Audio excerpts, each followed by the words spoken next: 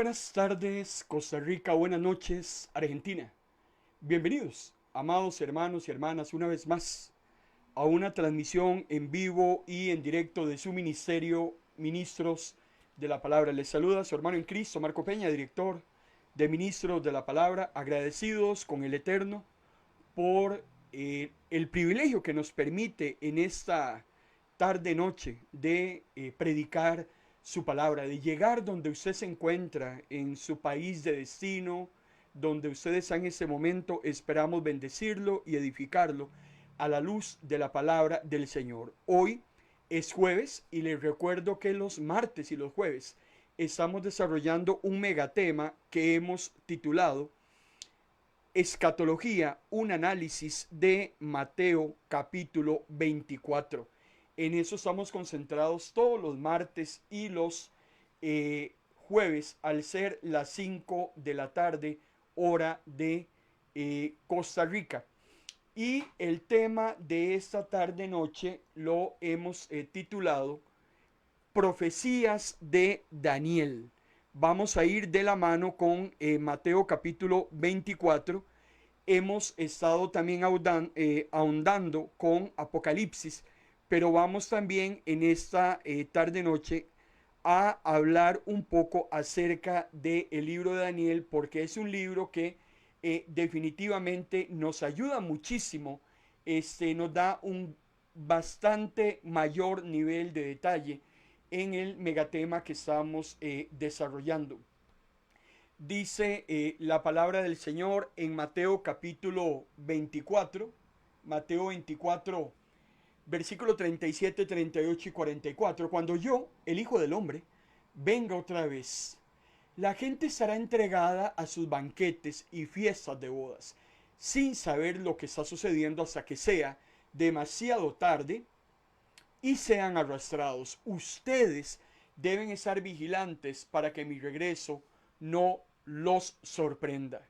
Definitivamente estamos viviendo en este momento en un mundo de mucha incertidumbre, en un mundo que se desgarra precisamente en todo lo que es negativo, en todo lo que es corrupto. Estamos viviendo tiempos muy difíciles. No sé en qué mundo vive usted, pero estamos viviendo tiempos de mucha zozobra, tiempos de mentiras. Es increíble cómo está abundando la mentira en todos los medios de comunicación masivos. Y hoy más que nunca usted y yo tenemos que volver a la Biblia. Es muy importante que no dejemos la palabra del Señor de lado. Por eso los martes y los jueves en Ministros de la Palabra estamos concentrados en ahondar en cuanto a los acontecimientos que van a acontecer y que ya están aconteciendo conforme se acerca la parucía de nuestro Salvador.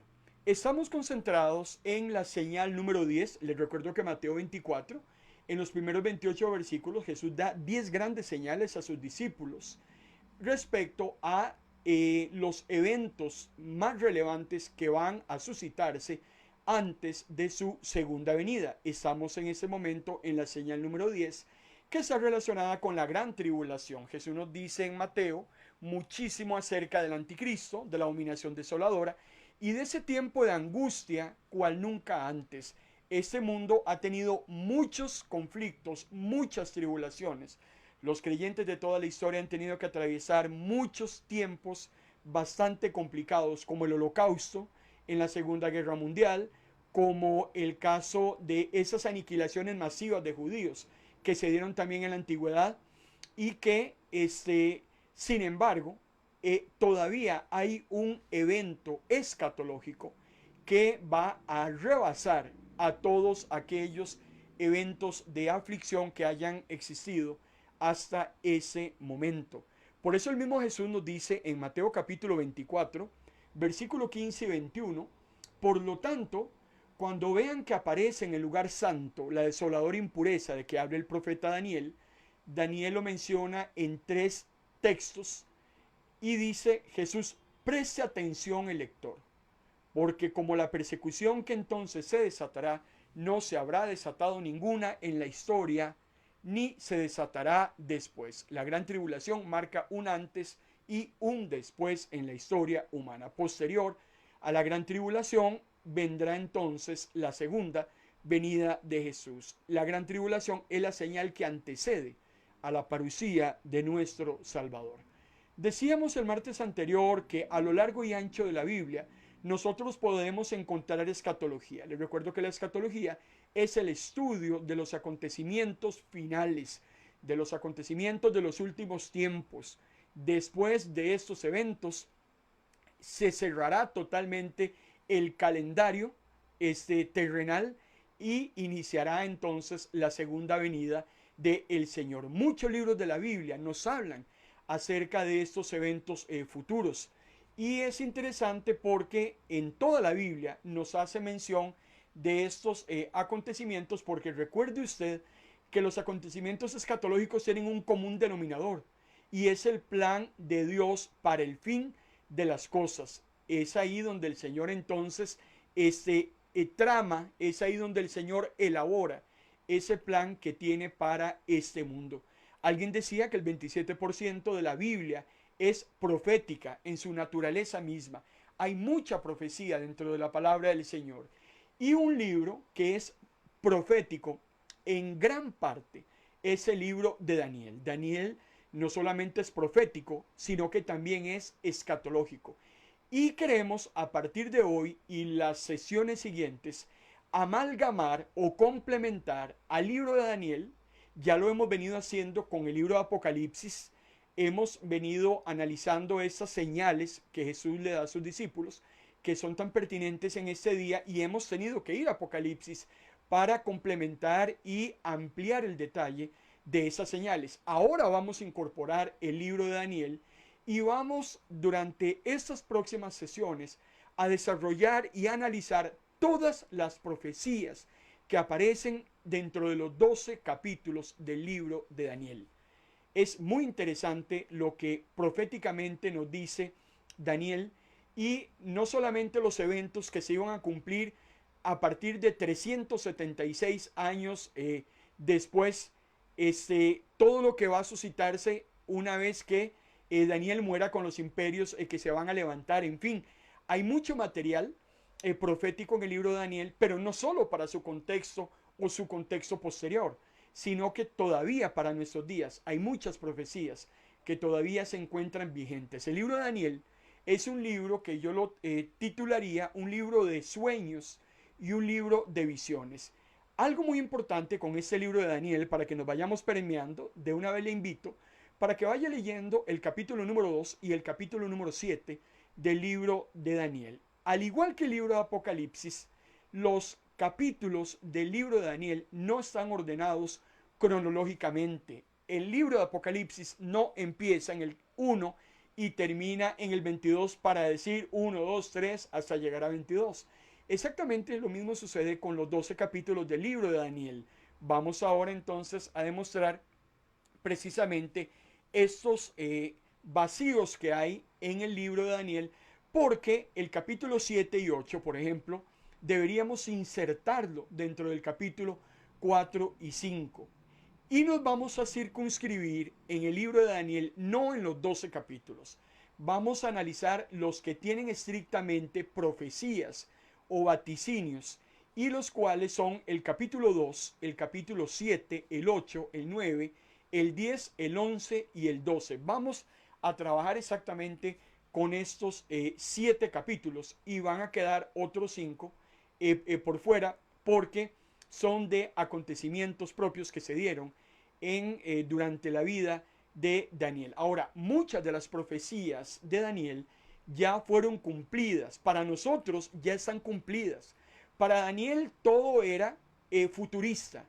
Nada se cumplía. Todavía hasta años después de la muerte de Daniel, que empieza a darse el cumplimiento de algunas de esas profecías que él escribe.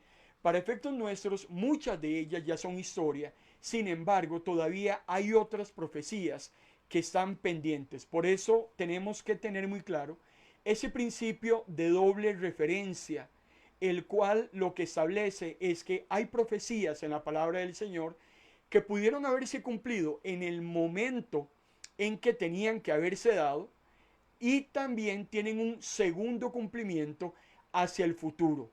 Por ejemplo, cuando hablemos de Antíoco IV Epífanes, el loco, ese rey Seleucida, vamos a notar que es tipo del anticristo. Antíoco aparece ya por el año 175 a.C., provocando la abominación desoladora. Pero esa misma profecía de Daniel, que aparece en varios textos del libro, también tiene un cumplimiento futurista, un cumplimiento escatológico, que para efectos nuestros todavía no ha sucedido y está precisamente en la persona del anticristo. Por eso Antíoco es un tipo de ese anticristo. Hay muchas descripciones simbólicas en el libro de Daniel y lo que denotan es una guerra sin cuartel entre Dios y las fuerzas del mal. Lo que empezó a gestarse desde el protoevangelio de Génesis capítulo 3, versículo 15, entre la guerra perpetua de la simiente de la mujer y de la simiente de la serpiente, lo vemos en Daniel a nivel de detalle. Hay mucha lucha, hay un gran conflicto entre lo bueno y entre lo malo. Sin embargo, vamos a notar que no más iniciando el libro, en el capítulo 2, versículo 44, ya lo vamos a leer, encontramos que al final de todas estas situaciones, porque van a ser sucesos muy difíciles de digerir, para poder analizar el tema del anticristo, porque cuando terminemos Daniel, vamos a entrar a analizar el anticristo, tenemos que pasar primero por Daniel. Daniel es el que nos da, en la persona de Antíoco IV, una pincelada de la barbarie que será ese hombre de pecado o ese hombre inicuo. Por eso es muy importante que usted nos acompañe en estas transmisiones donde vamos a develar todas esas profecías de Daniel, porque nos van a dar entonces una idea macro o global de lo que podría llegar a ser el anticristo. Sin embargo, el mismo Antíoco IV es una caricatura del verdadero hombre de perdición que aparecerá conforme se acerque la segunda venida de Jesús durante la gran tribulación. Lo bonito de esto, lo hermoso de esto, es que empezando el libro de Daniel tenemos un spoiler. Recuerde usted que un spoiler es cuando yo quiero ir a ver una película al cine y alguien me cuenta el final antes de que yo la vaya a ver. Eso pues es mal visto porque le mata totalmente todo a la emoción, todo el suspenso a la trama. Pero bendito ese spoiler que aparece en la palabra del Señor, porque antes de que el anticristo haga su aparición en la historia, antes de que empiecen a suceder todos esos hechos, ya Daniel capítulo 2, versículo 44, empezando antes del desarrollo de todas las profecías que tenemos que analizar, Daniel ya le dice a usted y me dice a mí que el Señor triunfa y sus fieles entran a la gloria eterna. Dicho de otro modo, antes de que el anticristo aparezca, antes de que la trilogía haga su aparición en la gran tribulación y sucedan todos esos hechos aberrantes y dolorosos que van a acontecer, la batalla está ganada por parte del Señor y por tanto sus hijos también saldrán victoriosos. Por eso ese spoiler, por llamarlo de alguna manera, que aparece, bendito Dios, porque nos da a usted y a mí la esperanza de que suceda lo que suceda, al final tenemos la victoria. Por eso el apóstol Pablo decía, si Cristo resucitó, en 1 Corintios capítulo 15, nosotros tenemos la seguridad de que resucitaremos. El mismo apóstol decía, después de esto, para usted y para mí, hay algo mejor. El mismo Jesús nos llama a no temer al que mata el alma y el cuerpo. Jesús nos llama a usted y a mí a que más bien le temamos al que puede enviarnos al infierno. Y ese es precisamente Él. Así es que hay una esperanza, hay una luz al final del túnel, que antes de que iniciemos a desarrollar toda esa trama de dolor, de intriga, de maldad, antes tenemos asegurada esa victoria. Ven qué hermoso lo que dice el libro de Daniel en el capítulo 2, versículo 20 al 22. Digno de elogio sea el nombre de Dios en todos los tiempos. Está Daniel diciéndole a Nabucodonosor, está por interpretar el sueño, ya vamos a hablar. Quiero ubicarlo en el contexto en que Daniel está expresando esas palabras. Digno de elogio sea el nombre de Dios en todos los tiempos, pues solo Él tiene toda la sabiduría y todo el poder. Segundo, lo que pasa en el mundo, dice Daniel, está bajo su control. Número 3.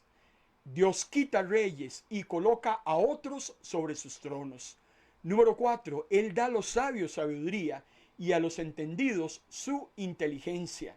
Número 5. Él revela misterios profundos y sabe lo que se oculta en las sombras. Con esta seguridad que usted y yo estamos leyendo en esta declaratoria de estos tres versículos que nos está diciendo Daniel, definitivamente lejos de asustarnos en cuanto a lo que vamos a analizar a partir de ese momento, usted y yo tenemos que llenarnos de esperanza. El Señor es el único que tiene toda sabiduría, dice Daniel, y todo poder. Es el único que en ese momento tiene todo bajo su control. Satanás no se puede mover a la libre. El anticristo no se va a mover a la libre. Todos ellos son fichas de ese ajedrez que Dios tiene dentro de ese plan estratégico que Él ha elaborado para el mundo entero antes de la fundación del planeta. Y dice, Él quita reyes, Él pone reyes. El Señor es el que se encarga de poner presidentes, se encarga de poner dictadores, de quitar.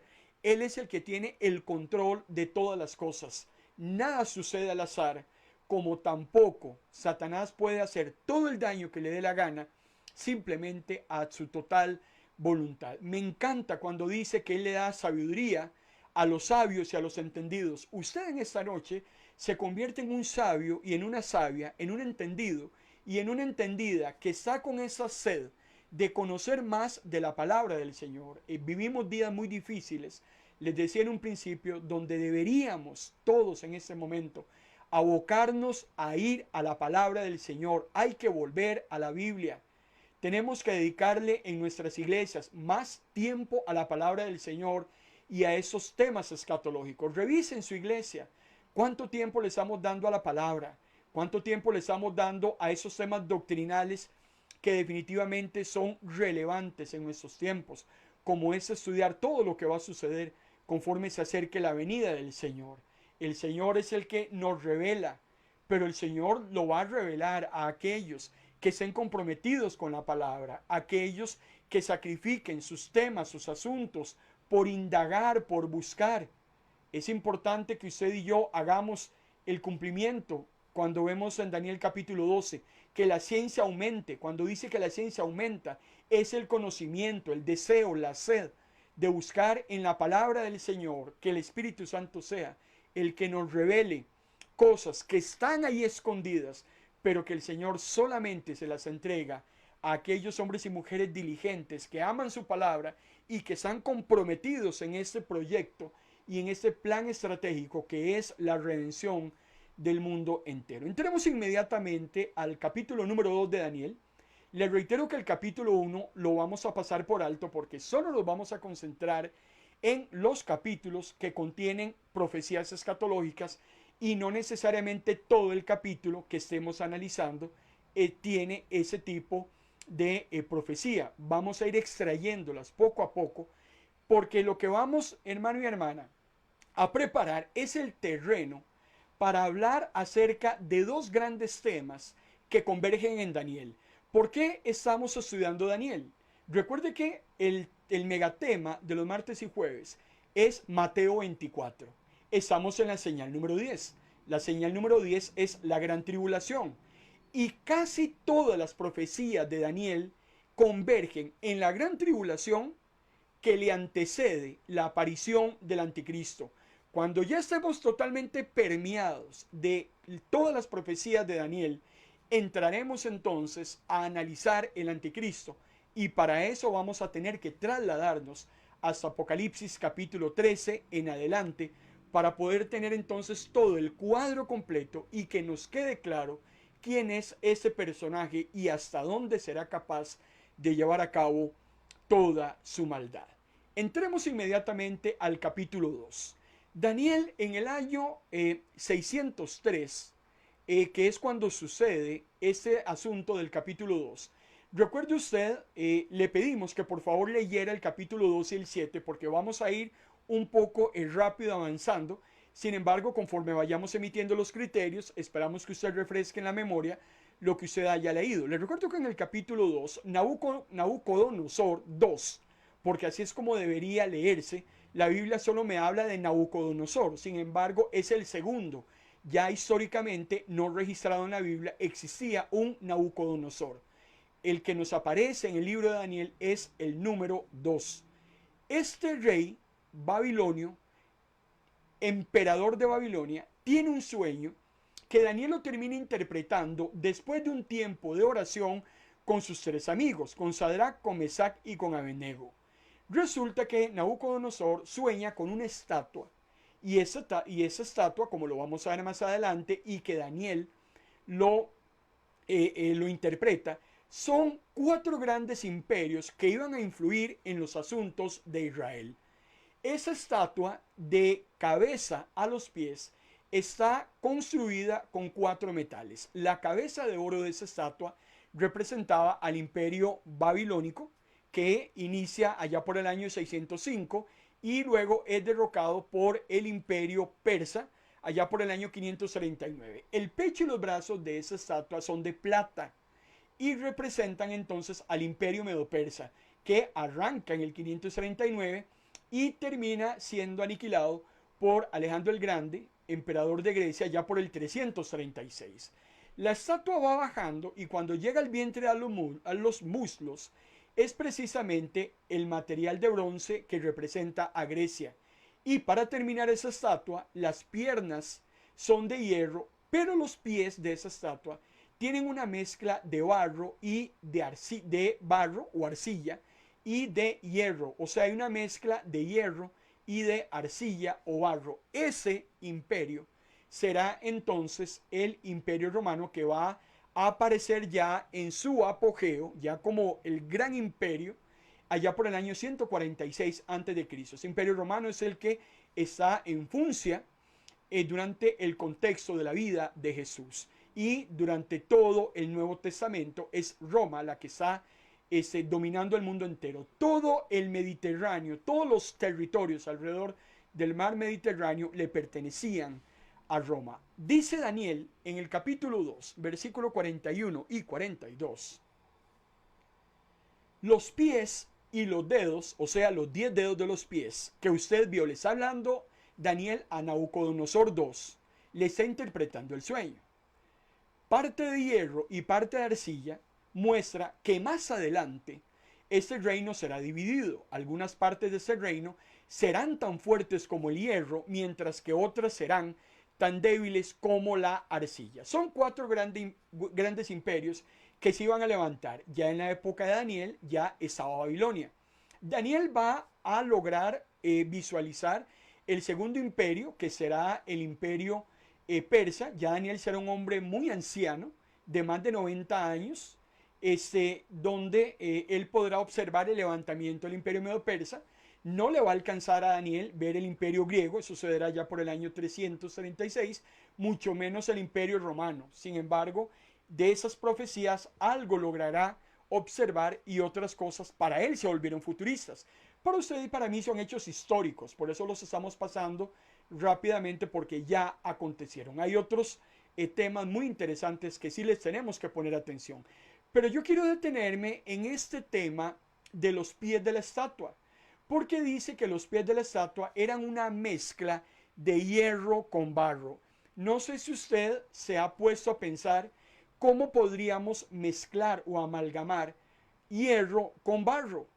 ¿Qué podría salir de esa mezcla o qué tan fuerte puede ser esa mezcla? Daniel avanza en el versículo 43 del capítulo 2 para decirnos que esa mezcla es imposible, como pretender mezclar las tinieblas con la luz, como pretender mezclar lo bueno con lo malo. Hay mezclas que nunca podrán, valga la redundancia, mezclarse, no van a poder unirse, no podrán amalgamarse. Y ese barro con ese hierro precisamente son esos pies romanos. ¿De qué estamos hablando? Roma, si usted ha tenido la oportunidad de estudiar un poco de historia, Roma era un país muy fuerte como el hierro. Por eso aparece simbolizado. Les recuerdo que el libro de Daniel es como el libro, hermano y hermana, de Apocalipsis. Son libros llenos de símbolos. Y lo que nos está tratando de interpretar Daniel es para que usted y yo podamos entender un poco mejor qué es lo que él está viendo. Roma era un país muy fuerte utilizando la analogía del hierro, era muy fuerte en leyes, era muy fuerte en organización política, era muy fuerte militarmente hablando, pero el imperio romano era muy débil como el barro. ¿Por qué? Por su corrupción, por su inmoralidad, por sus actividades y rituales paganos. Entonces, al igual que muchas naciones hoy en día, y eso es lo que me llama la atención, precisamente de eso que nos está diciendo Daniel, muchas naciones hoy en día exactamente son como la Roma que veía Daniel en su contexto histórico. Nosotros podemos conocer muchos países que son muy lindos para visitar, que tienen recursos naturales, son países que tienen mucha riqueza, son países muy adelantados tecnológicamente, pero esos países, el problema con ellos es que sus propios reinos, sus propios gobiernos son corruptos, son inmorales, son permisivos en cuanto a maldades y prácticas aberrantes que están totalmente prohibidas por la palabra del Señor. Y por eso es que esos gobiernos nunca llegan, hermano y hermana, a prevalecer. Por ejemplo, cuando vemos el imperio babilónico, duró solamente 66 años. Luego el imperio persa duró un poco más, duró 208 años. Los griegos lograron montarse 105 años y los romanos estuvieron casi durante 2 milenios, aunque fueron 20 siglos muy fragmentados. Sin embargo, recuerde que hay un dictador que todavía falta de aparecer y ese será el anticristo. Usted y yo sabemos que esa destrucción del anticristo también ya está escrita, así como estos 4 imperios se levantaron y fueron destruidos, y la Biblia menciona muchos más, por ejemplo el imperio asirio, por ejemplo el imperio egipcio. Muchas naciones en el contexto histórico del Antiguo Testamento y en el Nuevo ya ni siquiera existen. Ellos mismos se autodestruyeron, fuertes en una cosa, pero débiles totalmente en otras áreas.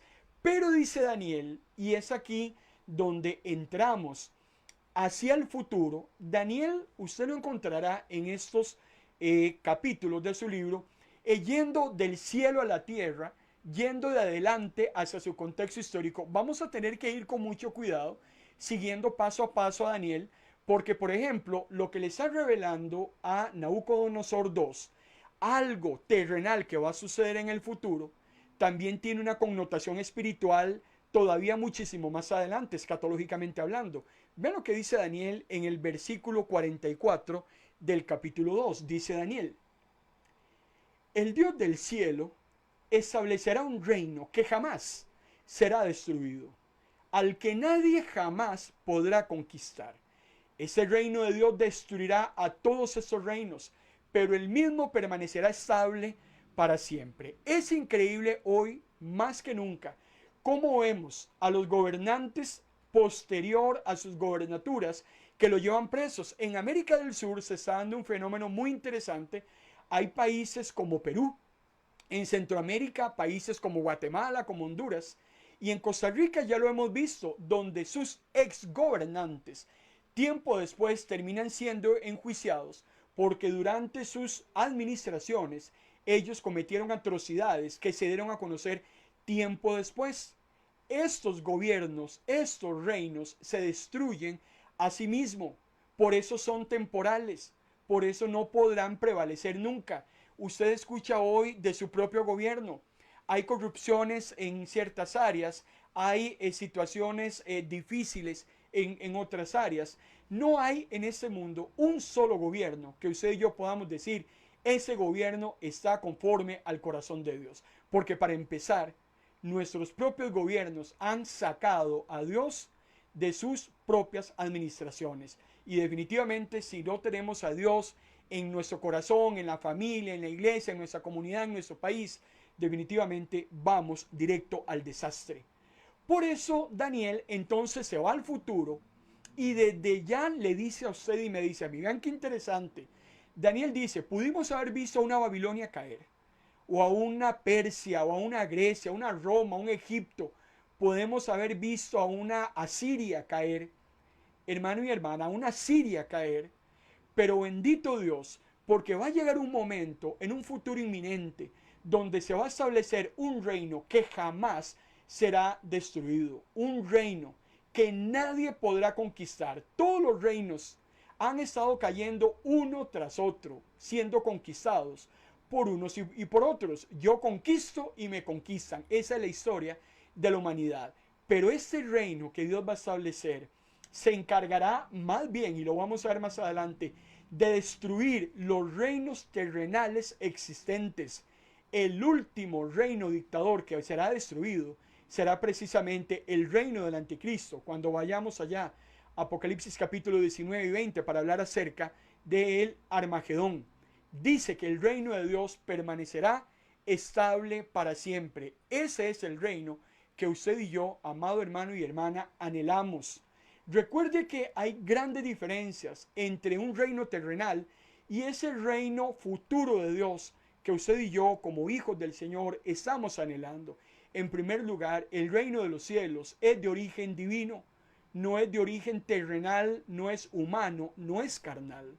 La extensión del reino de los cielos abarca toda la tierra y la duración de ese reino, nos dice Daniel, que será eterno. Vean qué hermoso que en medio de la incertidumbre, de la vicisitud, de las malas administraciones, de lo que estamos viviendo nosotros en ese momento en cuanto a épocas difíciles con nuestros propios gobiernos, que suben el dólar, que la comida escasea, que no hay espacios de trabajo, que se encarecen los bienes primarios que necesitamos, que la situación se vuelve tan incómoda, tan complicada para poder vivirla, donde se incrementan los impuestos a todo artículo, donde cada día nos sentimos más agobiados.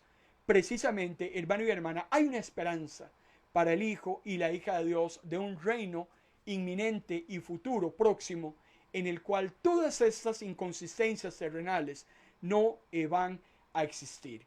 Muy hermoso también el mismo Isaías en su libro homónimo.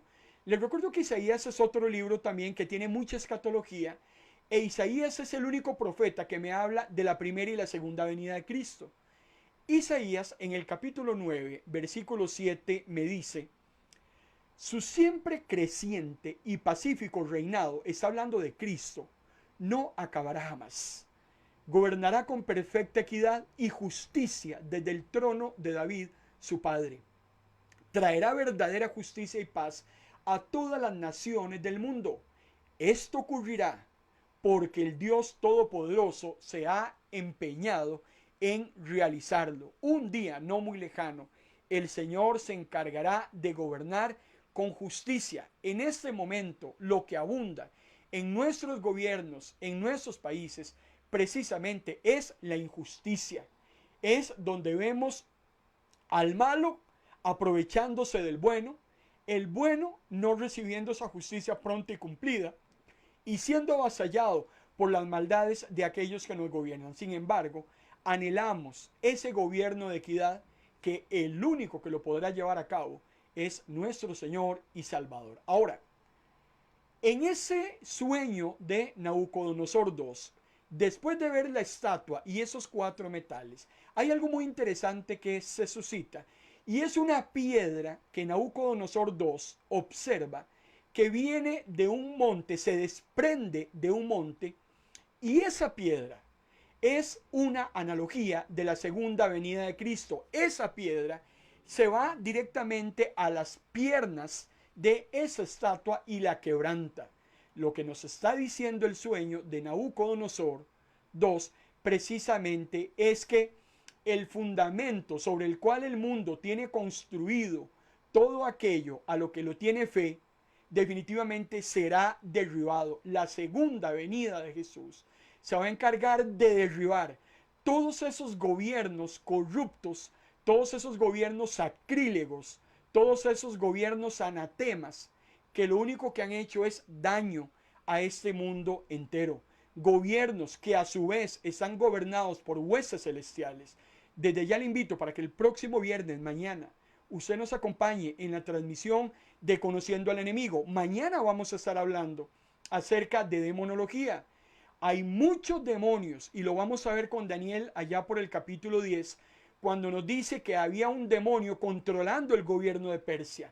Hay un demonio controlando el gobierno de Grecia. Muchos de nuestros países están siendo espiritualmente gobernados por huestes demoníacas. Todo eso en la segunda venida de Cristo será totalmente erradicado. Caerá una piedra de un monte y derribará todos esos gobiernos que estuvieron fundamentados en falsas expectativas. Por eso que importante lo que nos dice Daniel en el versículo 45, cuando le dice a Nabucodonosor II, ese nombre se me enreda en algunas ocasiones, Daniel le dice a Nabucodonosor II, ¿cuál es el significado de esa piedra? Vean lo que dice el versículo 45 del capítulo 2. Ese es el significado, le dice Daniel al rey, de la piedra que se desprendió de la montaña, sin que ninguna persona la hubiera tocado. La piedra que convirtió en polvo todo el hierro a Roma, todo el bronce, toda la arcilla, la plata y el oro. Recuerden, Roma está hablando de Persia, está hablando de Grecia, Grecia y Persia, está hablando de Babilonia y de todos los países, gobiernos, dictaduras que han existido y existirán antes de la segunda venida de Jesús. Todo será destruido precisamente con esa piedra. Y vean qué interesante lo que le dice Daniel a Nabucodonosor II. Así el gran Dios ha mostrado a su majestad lo que sucederá en el futuro. El sueño es verdadero y su significado es cierto. 600 años antes de Cristo se profetiza esa destrucción de gobierno, de injusticias, esa destrucción de maldad que muchos gobiernos hoy en día tienen sometidos a sus diferentes países. Eso, un día no muy lejano, el Señor vendrá como una piedra en su segunda venida a arrasar contra toda esa maldad y a instaurar entonces la justicia y la rectitud de un gobierno estable, eterno, fundamentado en la roca de los siglos, un reino inconmovible, un reino de paz, un reino de prosperidad, que el único que lo puede, hermano y hermana, llevar adelante es Cristo. Por eso esas promesas que nosotros oímos en campañas de esos candidatos a los diferentes puestos en los gobiernos, que van a mejorar en esa área, que van a trabajar en contra de la corrupción, que van a trabajar contra la inseguridad ciudadana, que van a traer más vigilancia, que no van a subir más impuestos. Todo eso que usted escucha siempre son las mismas mentiras cíclicas antes de que entre en vigencia los nuevos gobiernos. Este mundo no va a mejorar. Este mundo va de mal en peor. El apóstol lo dice, los hombres irán de mal en peor. La corrupción va en incremento. La violencia va en incremento. La maldad va en incremento. No sé quién anda predicando en los púlpitos diciendo que conforme se acerque la venida de Jesús, las cosas van a mejorar. Al contrario, todo tiene que ir empeorando porque todo así está escrito. Pero también está escrito que toda esa maldad, un día el Señor le va a poner fin. Que un día el Señor va a acomodar los muebles, si cabe la expresión, y pondrá orden en medio del caos y el desorden en el que usted y yo estamos viviendo hasta el día de hoy. Dios mismo puso a Nabucodonosor II en el trono. Dios puso a Ciro de Persia. Dios puso a Alejandro Magno en Grecia. Dios puso a César Augusto en Roma y todos los emperadores posteriores y todos los emperadores persas. Y Dios puso faraones. Y Dios pone presidentes, y Dios pone dictadores, y Dios quita, y Dios pone, hermano y hermana. Dios tiene control de todas las situaciones. Sin embargo, ninguno de esos hombres van a poder cumplir ni cumplirán el plan original de Dios. No hay un ser humano que pueda llenarle a Dios todas las expectativas. El único que lo puede hacer es Jesucristo. Por eso es que desde esta profecía de Daniel 2, ya Daniel nos adelanta, nos avanza, nos comunica hace 2600 años que Dios levantaría a un Mesías y que ese Mesías es el que llevaría de una manera perfecta los designios de Dios para este mundo. No hay otro que pueda resolver absolutamente nada de ese mundo maltrecho en el que vivimos. Por eso el mismo Isaías, en el capítulo 28, en el versículo 16, Isaías nos dice, por lo tanto, eso dice el Señor soberano. Miren, pongo una piedra de cimiento en Jerusalén, una piedra sólida y probada. Es una preciosa piedra principal sobre la cual se puede construir con seguridad. El que crea, dice Dios, jamás será sacudido. Esa es la gran diferencia entre en quién tenemos usted y yo fundamentada nuestra esperanza. El mundo tiene fundamentada su esperanza en el Producto Interno Bruto del país. El mundo tiene su esperanza cifrada en sus recursos naturales. El mundo tiene su esperanza cifrada en sus ejércitos, en la inteligencia de aquellos que gobiernan. El mundo definitivamente tiene los fundamentos totalmente perdidos, son arenas movedizas, como aquella parábola que dice Jesús de aquel hombre que construyó precisamente en la arena, y todo lo que se construye en la arena se termina cayendo.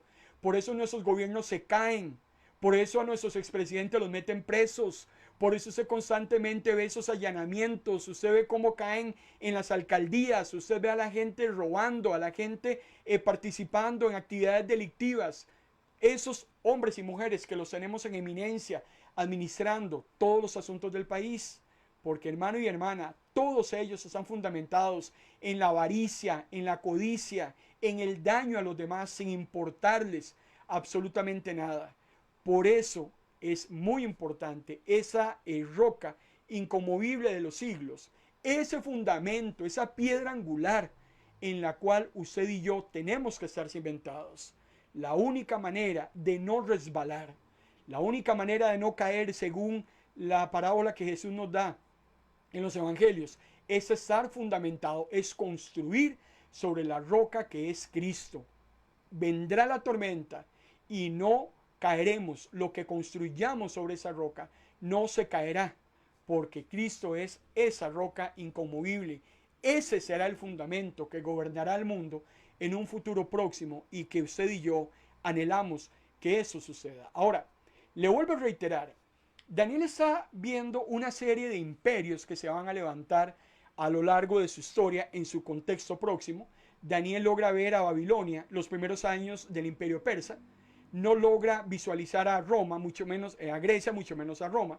Pero para usted y para mí, 2600, 2500 años después, ya todo eso es historia. Sin embargo, al igual que Daniel en el capítulo 2, versículo 45, al igual que Daniel, usted y yo estamos aguardando la esperanza gloriosa de poder vivir en ese reino que estará establecido por toda la eternidad.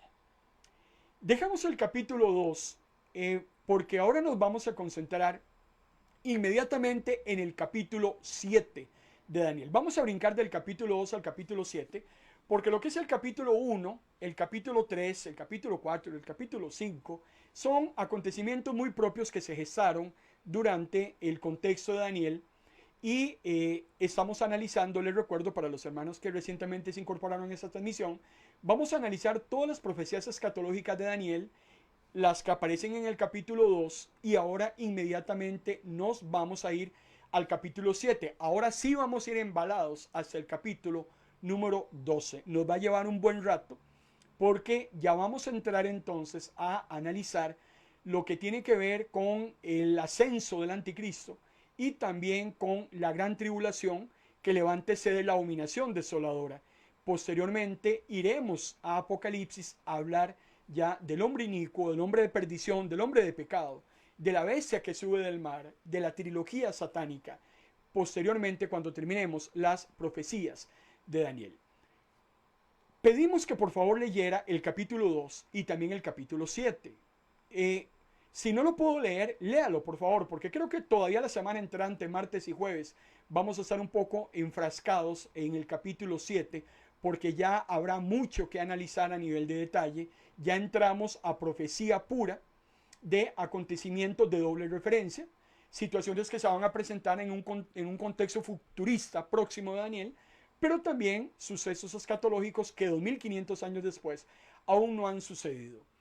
Este evento de Daniel capítulo 7, sucede allá por el año 553, entre el sueño de Nabucodonosor, que sucede allá por el año 606, 605, y ahora el capítulo 7, entre el capítulo 2 y el capítulo 7, hay más o menos unos 50 años de diferencia, pero ahora es Daniel el que tiene un sueño. El sueño del capítulo 2 lo tuvo Nabucodonosor II. El sueño en el capítulo 7 lo tiene Daniel. ¿Cuándo ocurre ese sueño de Daniel?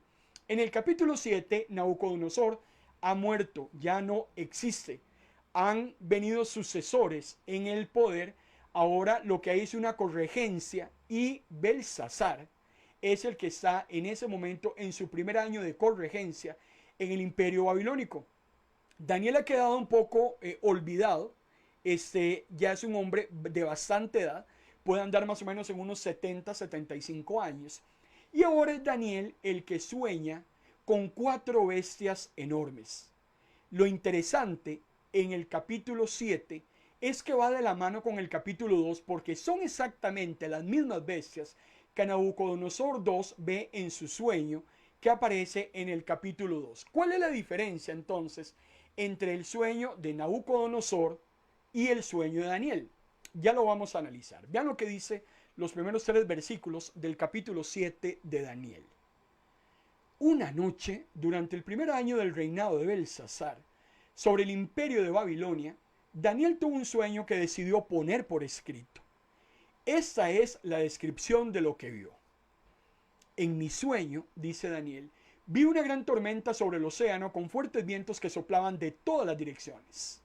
Luego 4 enormes bestias salían del agua, cada una distinta a la otra.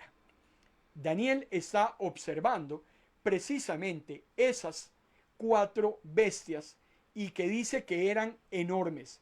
Le reitero, démosle el beneficio de la duda a Daniel, como se lo hemos dado a Juan cuando escribe Apocalipsis. Recuerden que ellos están viendo visiones y hay muchos símbolos, hay interpretaciones de acontecimientos, de lugares, de personas, de asuntos, que esos grandes hombres ven situaciones a futuro, que ellos tratan de describirlas con los elementos conocidos de su contexto. Por eso es que Daniel me habla de bestias. No tengo idea qué es lo que Daniel está visualizando. Instituciones, personas, ejércitos, muchedumbres. Sin embargo, al llamarlo bestia, según el significado de la palabra, ya se nos pone, decía mi abuela, la piel de chinita. Lo que Daniel está observando no es un paseo de día de campo.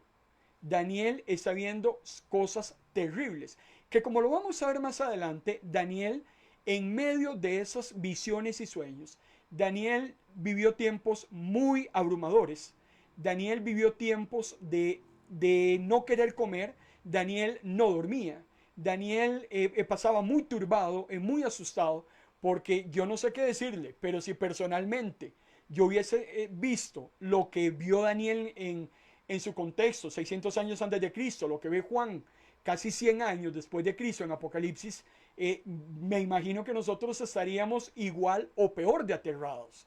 Por eso tenemos que darle a Daniel ese espacio y ese reconocimiento de tratar de interpretar lo que él ve y cómo lo escribe para que las generaciones posteriores, todavía 25 siglos después, podamos interpretar o visualizar de alguna manera lo que Daniel pudo estar observando, que no era nada fácil de poder entender. Él reconoce más adelante que hay cosas muy incomprensibles que en su contexto histórico él no logra dominar.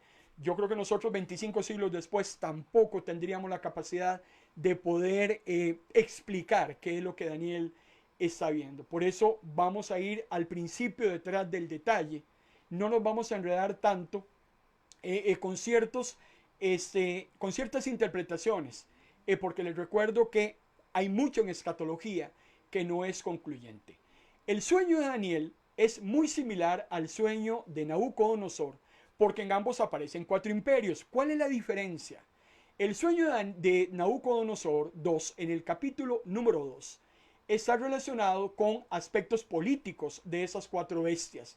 En este caso, la misma Babilonia, Persia, Grecia y Roma.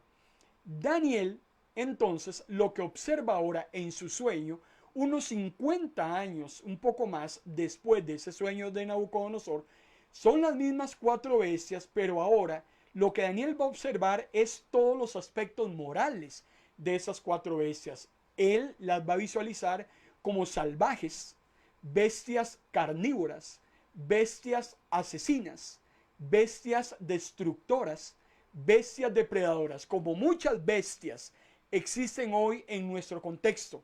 Cuando analizamos los comportamientos y los modelos conductuales de muchos países en este momento y de las atrocidades que cometen contra sus gobernados, definitivamente yo creo que no cabe una mejor expresión que llamarlos completas bestias.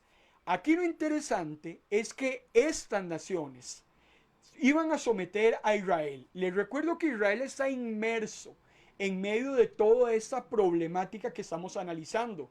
¿Por qué? Porque desde el momento en que en la época de máximo esplendor de la nación de Israel, cuando Salomón el rey, durante David y Salomón, Israel tuvo el mayor esplendor de toda su historia. A partir del reino dividido, allá por el año 931, con el hijo de Roboam, que luego se separa el reino del norte con el del sur. El norte son 10 tribus y Jeroboam 1 es el que gobierna esa parte, y luego Roboam 2, Roboam, el hijo de Salomón, gobierna lo que es Judá. Israel empieza a caerse. En el año 722 los asirios acaban con el reino del norte. Nabucodonosor con Babilonia acaba con el reino de Judá en el 586, en la tercera invasión, y ahora tenemos a una nación de Israel que va a recibir invasión tras invasión. Vendrán los babilonios, vendrán los persas, vendrán los griegos, vendrán los romanos, y así fue durante muchos años después de que se dejó de escribir la Biblia. Luego vendrían los turcos otomanos, hasta que allá en la Segunda Guerra Mundial pues se le da entonces a Israel, después de 2700 años después, a Israel se le permite otra vez volver a su nación y constituirse como país independiente. Eso sucedió posterior a la Guerra Mundial. Desde 700 años antes de Cristo a los 1900 y resto, en la Segunda Guerra Mundial, habían pasado 2700 años de una nación de Israel totalmente desperdigada por todo el planeta. Eso tiene una connotación espiritual muy hermosa que ya la hemos analizado. En algún momento la vamos a retomar. Aquí lo importante es dejar claro que la nación de Israel está metida, engüida, está absorbida por todas estas naciones que van a someter a Israel a tiempos bastante difíciles. Pero de esto tenemos que seguir conversando, si Dios lo permite, el próximo martes a las 5 de la tarde en Escatología, un análisis de Mateo capítulo 24. Quédese con nosotros recibiendo todo este material que tenemos disponible para usted, y que lo vamos a ir desarrollando poco a poco. Te damos gracias, Señor, por tu palabra. Gracias porque tu palabra es verdad. Lo que se profetizó y ya aconteció nos da la seguridad que todavía lo que ha quedado sin cumplir también llegará a cumplirse. Porque si se cumplió algo, lo otro algo tiene que cumplirse también. Tu palabra es verdad. Nada, absolutamente nada, quedará sin cumplimiento. Todo lo que dice tu palabra va a llegar precisamente a ese cumplimiento total. Y nosotros creemos que si unas cosas ya han sido historia para nosotros en fiel cumplimiento de ese vaticinio, lo que falta, Señor, también llegará a cumplirse. Gracias por tu palabra. Gracias porque tú abres nuestro entendimiento, tú abres nuestros corazones, y tu Espíritu Santo nos guía para que podamos atesorar tu palabra. En el nombre de Cristo Jesús. Amén. Gloria a Dios. Hoy a las 7 de la noche, si Dios lo permite, en 1 hora y 5 minutos aproximadamente, 7 de la noche hora de Costa Rica, la doctora Gisela Araya estará con su acostumbrado programa Psicología del Alma a través de MP Radio. Este programa Psicología del Alma se transmite todos los jueves a las 7 de la noche hora de Costa Rica, y es un programa muy interesante porque habla acerca de las emociones, habla acerca de los sentimientos, de esas cosas que no exteriorizamos generalmente, que cada uno las vive en su ser más interior, pero que es importante hablarlas, conversarlas a la luz de la palabra. Hoy a las 7 de la noche, la doctora Araya estará hablando acerca de el fracaso. ¿Has fracasado? ¿Estás fracasando? ¿Es posible que fracases mañana? Les recuerdo que la palabra fracaso es una palabra latina, es una palabra que quiere decir estrellarse. Cuando fracasamos, nos estrellamos. Estrellarse es ir a alta velocidad y pegar contra un elemento sólido y hacernos muchísimo daño. Bueno, la doctora Araya ampliará conceptos teóricos y también cómo, a la luz de la Biblia, poder trabajar todas estas situaciones bastante difíciles. A Soy a mí desde pequeños nos enseñaron a ser exitosos, nos enseñaron a ser el primero, nos enseñaron a ser los más guapos, pero nunca nos enseñaron que tarde o temprano íbamos a fracasar, porque todos, absolutamente todos, fracasaremos en algún momento. Pero dejemos que sea la doctora Araya dentro de una hora la que ahonde y profundice a través de este tema. ¿Dónde encontrar MP Radio?